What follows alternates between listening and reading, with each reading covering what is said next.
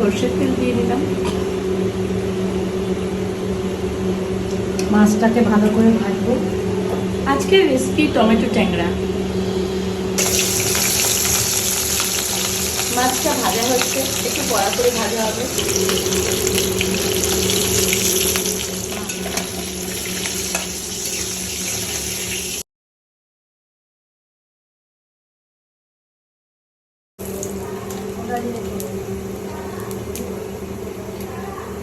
আদা পেঁয়াজ আদা টমেটো পেস্ট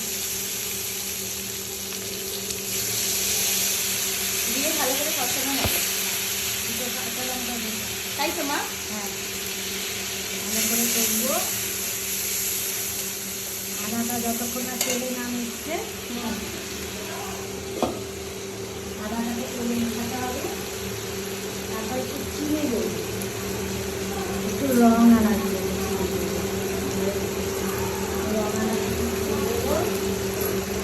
আবার এটাকে চিনি দিয়ে আরো কষানো হবে।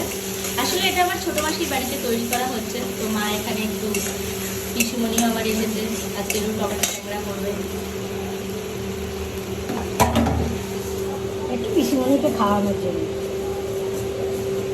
জিরে গুঁড়ো ধনে গুঁড়ো, আচ্ছা।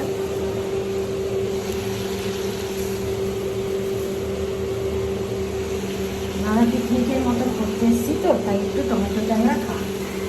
ধনে জিরে গুঁড়ো যদি 1/2 চামচ দেন, তাহলে ধনে গুঁড়ো 1 চামচ দেন। ঠিক আছে, ঠিক আছে। একটু লাল লঙ্কার গুঁড়ো, না হলুদ গুঁড়ো, আস্তে আস্তে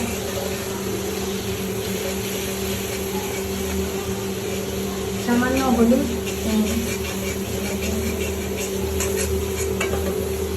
আমি একটু মাকে হেল্প করছি। হয়ে যাবে। হলুদটা দেওয়ার পর সামান্য জল দিলাম। এবার একটু নুন দেবো, স্বাদ মতো নুন দিলাম। তারপরে একটু লাল লঙ্কার গুঁড়ো দেবো। লাল লঙ্কা মানে এটা কি আমাদের তীখা লাল? তীখা লাল। ওকে। এবারে সানরাইজের তীখা লাল দিলাম। কাশ্মীরি লালও আছে, সেটা কি দেওয়া হবে? দেখছি রঙটা কেমন হয়। না, কাশ্মীরি লাল আর দেবো না। এবার হচ্ছে গ্যাসের আওয়াজ এইটা বাড়ালাম একটু। আবার সামান্য জল দিলাম। এই হচ্ছে রাঁধুনি, আমাদের রাঁধুনি। একটু তাকান রাঁধুনি।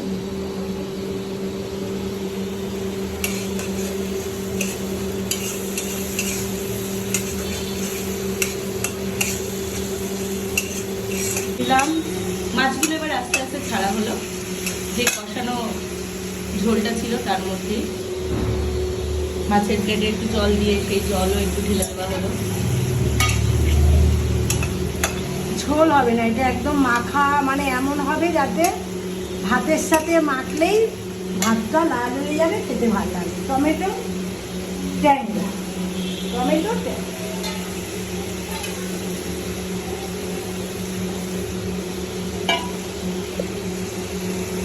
একটু বন্ধ করে দিলাম, এটাকে হতে দিয়ে নামিয়ে দেবো। আর কিছু দিতে লাগবে না। কতক্ষণ রাখবো আমরা? 5 মিনিট? 3 মিনিট। 3 মিনিট। রেডি হয়ে গেছে। এবার আমি ঢালছি গরম গরম। 1/2 ঘন্টা পরে সার্ভ করবো।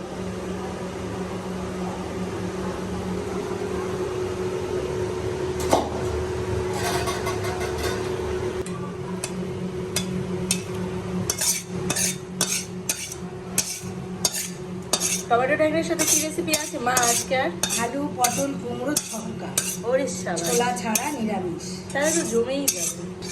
দেখে নিন আপনারা, আমাদের ট্যাংরা মাছ রেডি। হেভি হয়েছে দেখতে।